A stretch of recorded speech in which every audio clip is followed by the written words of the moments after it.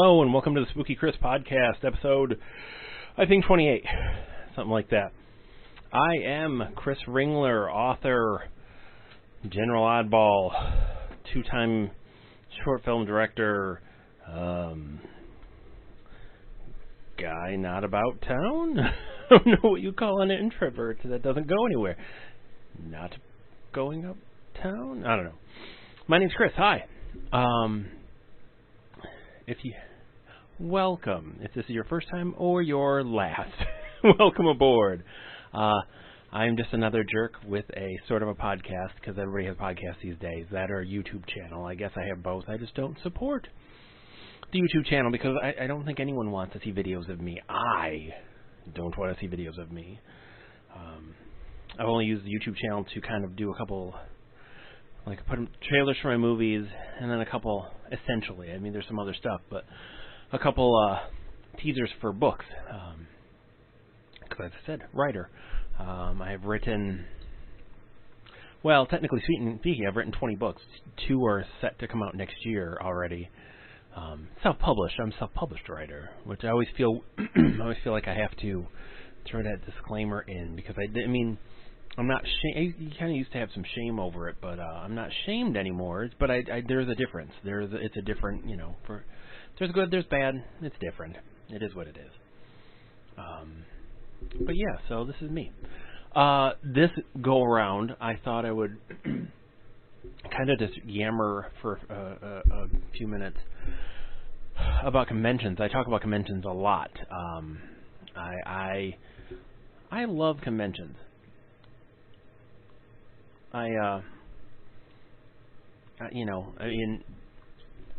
In my real life, I don't know, whatever you call it, day to day, so 2011, I got some friends together and we started a convention here in Flint, Michigan. We ran that for a few years. It's evolved into a film festival. So to say I love conventions is putting it mildly. We were a small DIY kind of show, but my first shows were the 2 Weekend of Horrors that were put on in Dearborn, Michigan in the 90 and 91, I think, put on by Creation.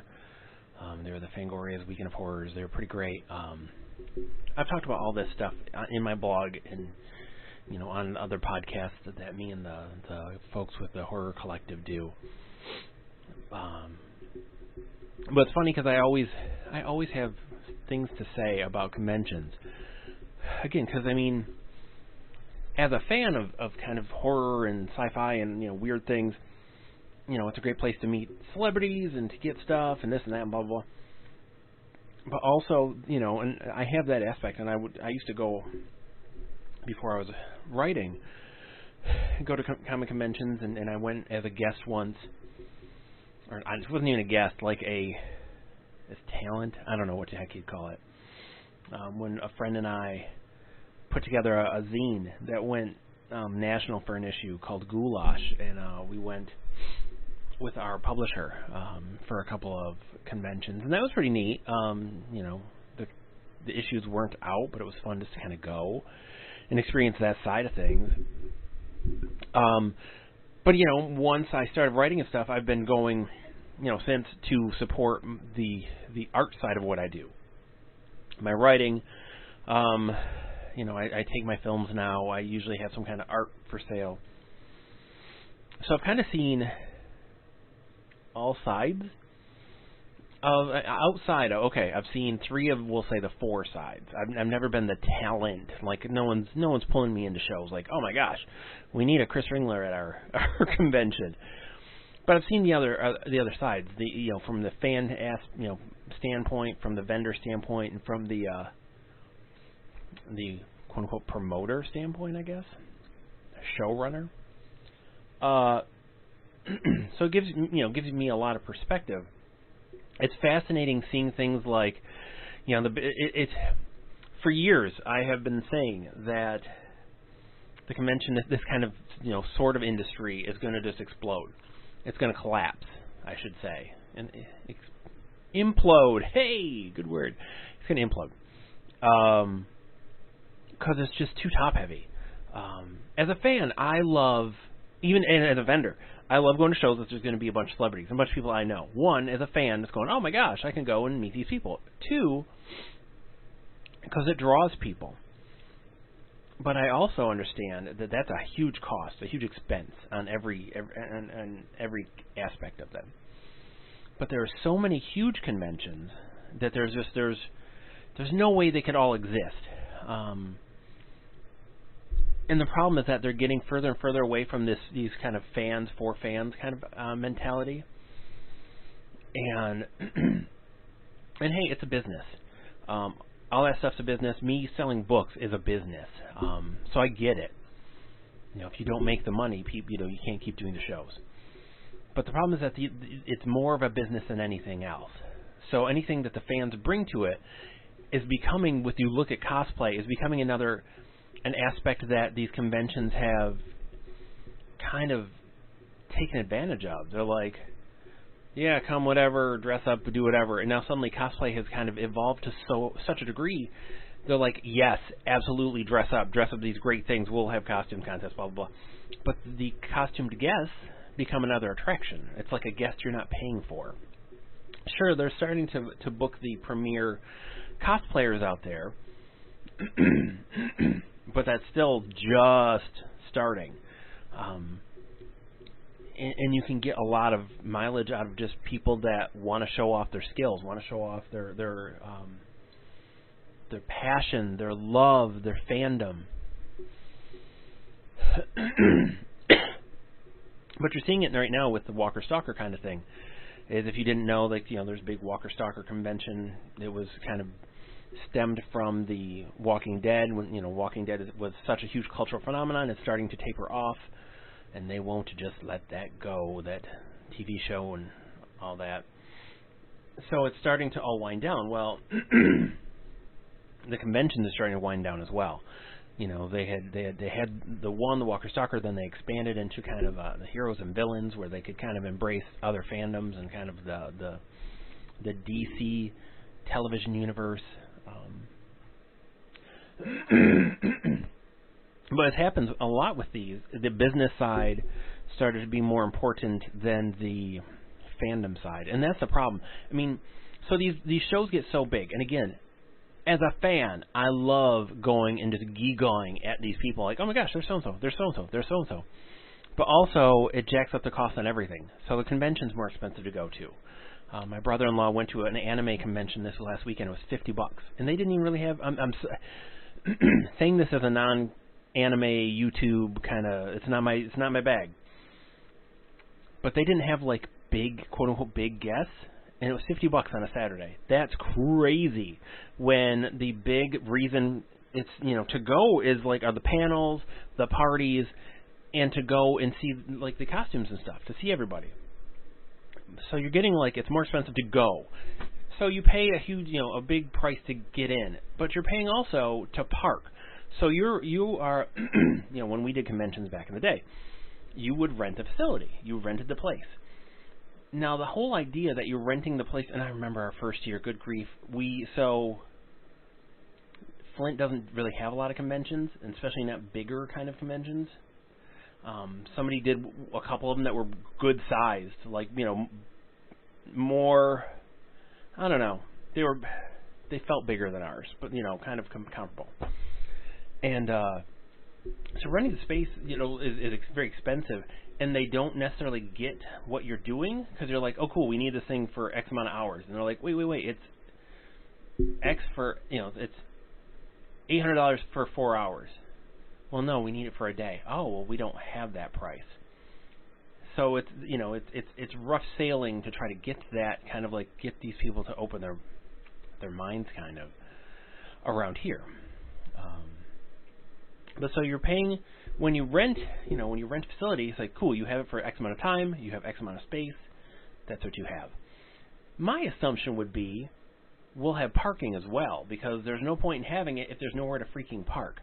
But now it's these venues, and I remember we looked at one of the spaces around town when we were looking for another venue, and they were like, cool, so it's this much for this, and then we'll charge for parking, and we'll take that. It's so wait, you get the money from us to rent the space, and then you're going to charge people to park when your parking lot is useless if we have the space. Like it's weird that everybody has decided now that they want to be the greatest showman and they want to make the money. So cool. So you pay $40 to get into your show. I'm kind of 30. I think 40 was with the Motor City Comic Con, which is our big kind of Michigan convention that they hold every year. It's like a comic and pop culture convention. So 40 for a Saturday, $10 to park. You haven't even gotten into the venue, and you have just spent $50, pushing aside gas and any food or anything. So no matter what you do, you're waiting in line to get in because it's going to be Saturday's a busy day. So you get in, it's crowded. Autographs now, you're lucky. See, it's interesting because horror conventions, like autographs, trend down a little. I think because it's a specific fandom, and maybe it's just a difference in the fandoms. Maybe because horror people they want it for themselves. They want to keep that autograph. And pop culture people, maybe that trends more towards, oh no, I want to get this thing signed, and I'm gonna sell it. I'm gonna sell it on eBay. Blah blah blah. I don't know. But yeah, autographs trend to down, price at horror conventions. And that's where you were getting, like, these experiences. I got a picture taken with Robert Englund in the whole Freddy gear. Me and my wife did. Awesome. Super expensive. Didn't even really meet him. Like, said hey.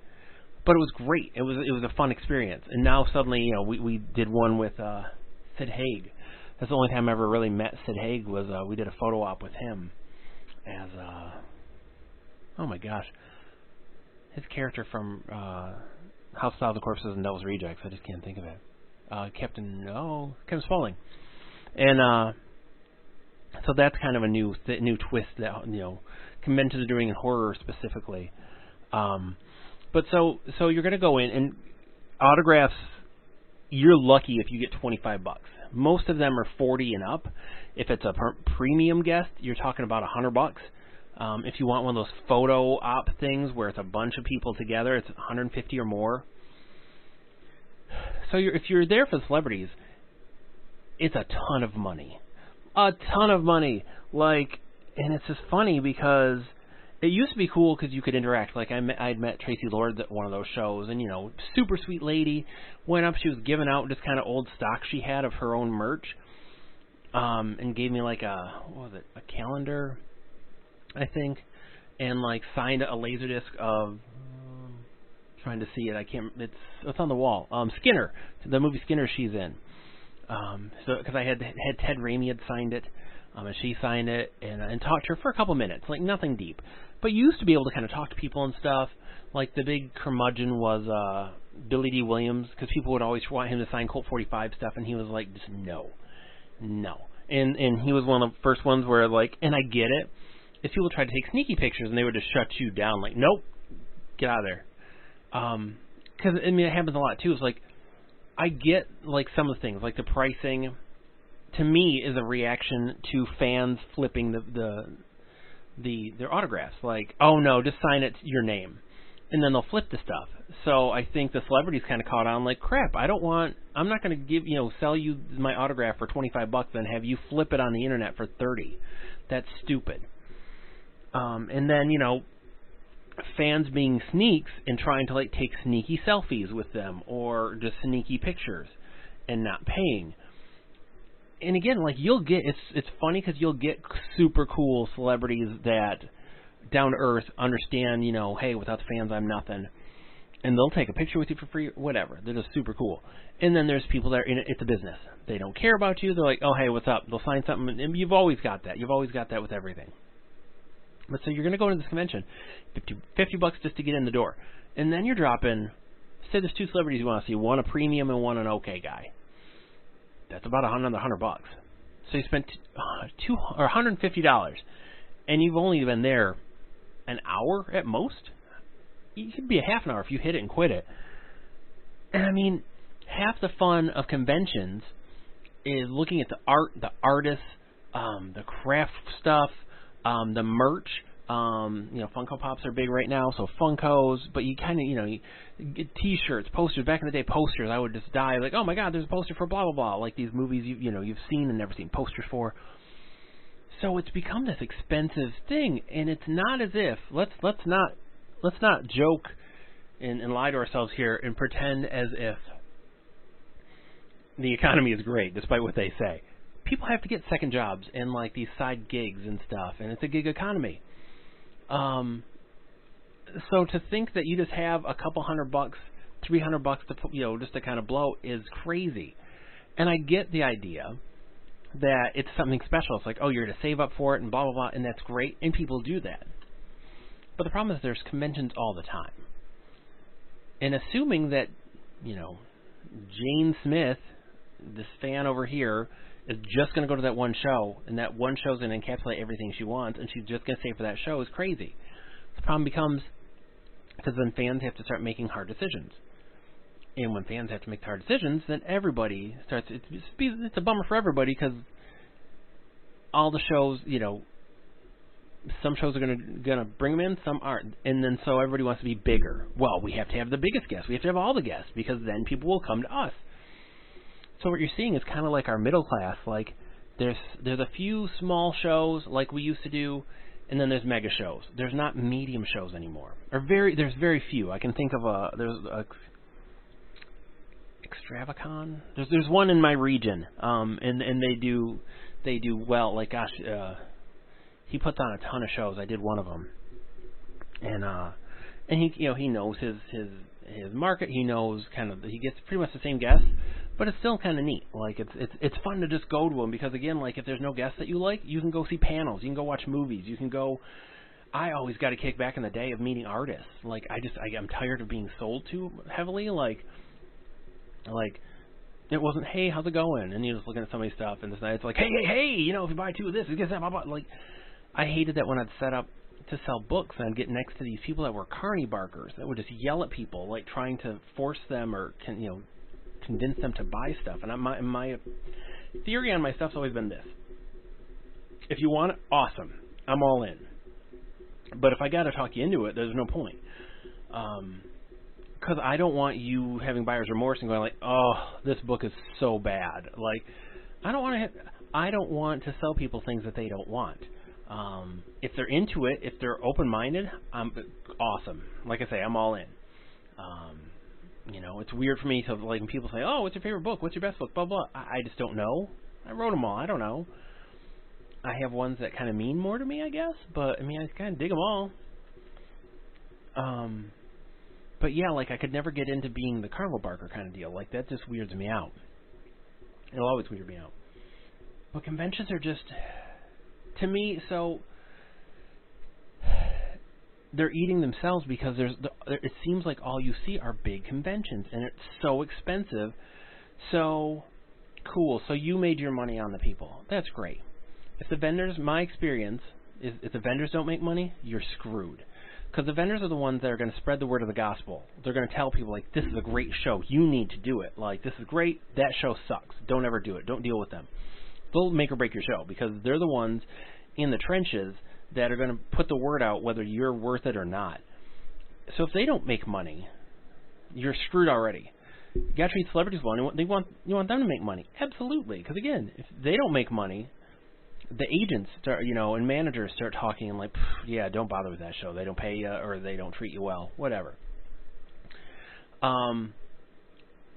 So, and if you don't treat the fans well, and if you don't offer an experience that's amazing, or at least engaging, and if they feel like they wasted their money, again, you're dead.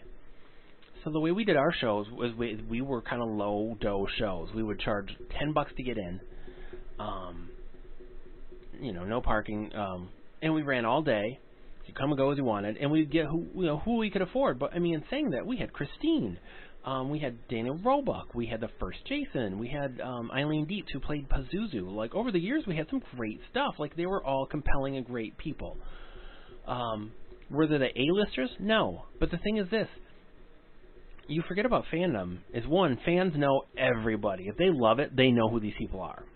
Like, I mean, if you're a fan, if you're like me, you know who these people are. You're like, oh God, yeah, so and so, blah blah blah.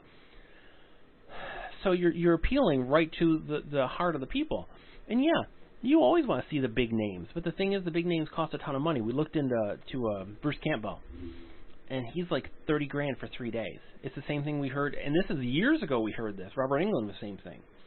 We're a one-day show, and I get it. And I'm not even like, if you can get that money, get it. But we couldn't afford that. We were our biggest show cost us a little over $13,000, and some of that was just because I had to rebook some flights, and we got like the Christine car at the last second, and some other things like that. But the thing, so you can get people that are compelling, that are interesting people, that are character actors, that have been in this stuff, that want to meet people. There's amazing writers out there. There's artists. There's people you can get that are compelling.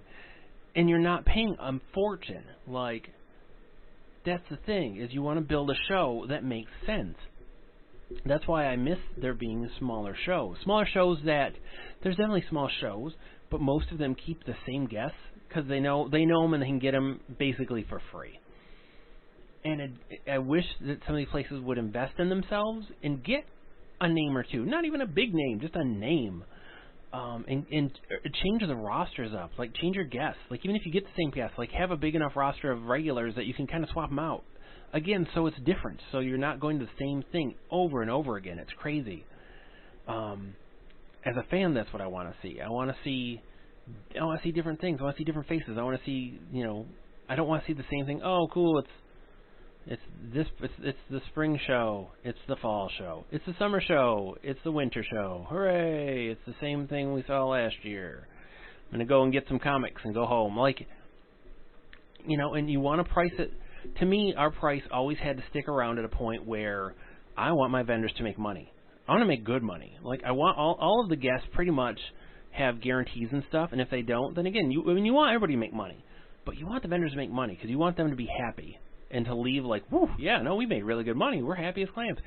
Because they will, they will preach the gospel of your show. They will tell people, oh, God, that was a great show. Oh, I had a great time. We used to have this amazing green room because a friend of ours could do that stuff. And she just did an amazing job. And people raved about it because it was great because they weren't used to being treated so well. And again, that was one of our things is, treat the guests and the vendors well. Treat everybody well. Treat the fans well. Give them something fun. Let them have fun. And don't try to steal every dollar out of their pocket. Like, I mean, you got to make money. You got to make money or you can't do shows. But there's a point where, again, these places are businesses where they have, like, someone living off of the fact that they're doing conventions and that's their job as the main promoter. And the big shows, again, totally get it.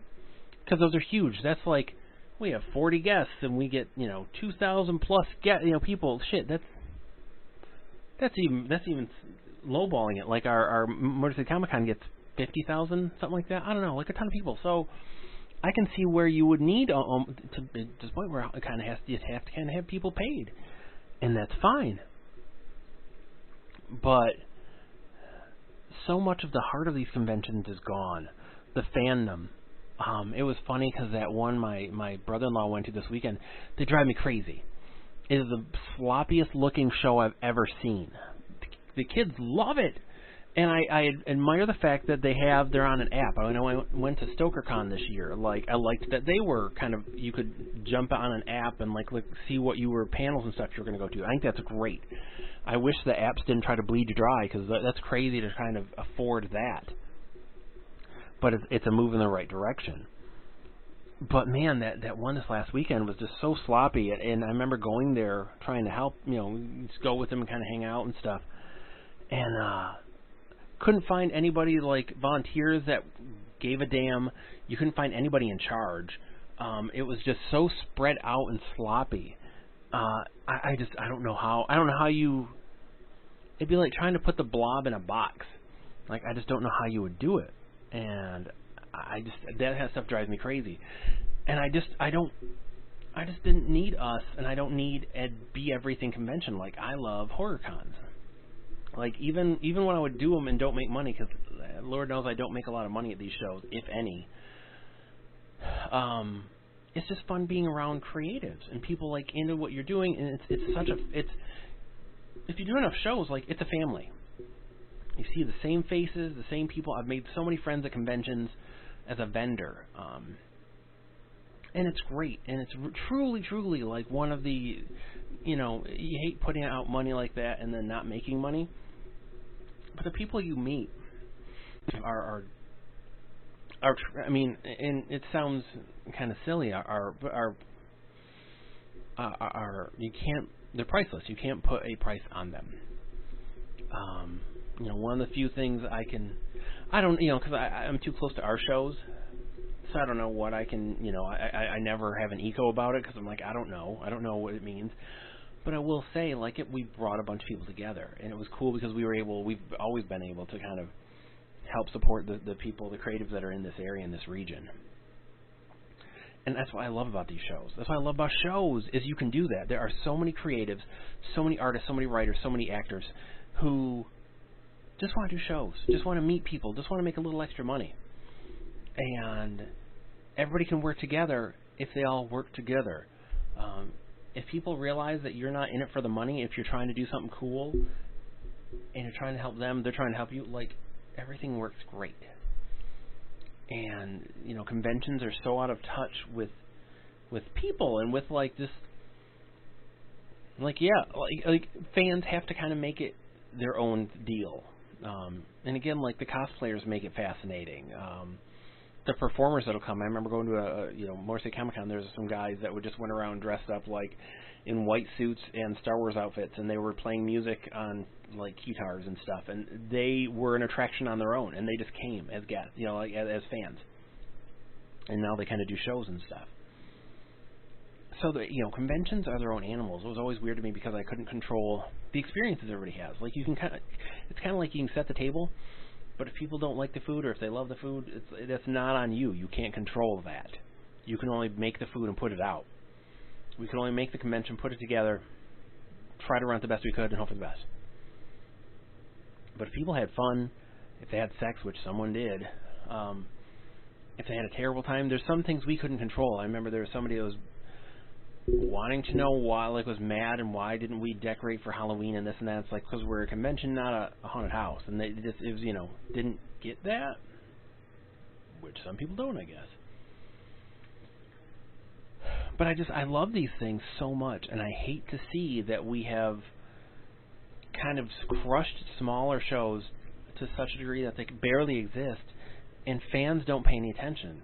When that was where you could kind of meet and get to know, like, if you want to, like, talk to somebody like, hey, I draw, like, I'd love to do a comic, what do you think? And talk to indie people that are doing this, that started out the same way, that bootstrapped it. Authors do the same thing.